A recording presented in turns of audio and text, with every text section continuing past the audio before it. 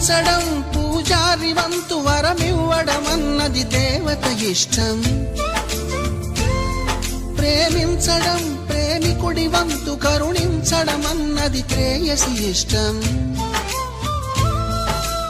ఎందువల్ల నిన్ను ప్రేమించిందో చిన్ని మనసుకే తెలియదుగా, నిన్ను మరవడం జరగదుగా.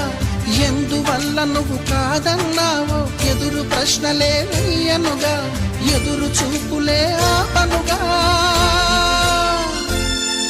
ఏనాటికో ఒకనాటికి నీ ప్రేమ సాధిస్తా. నిన్ను చూడాలని ఉన్నా, నిన్ను చూడాలని ఉన్నా,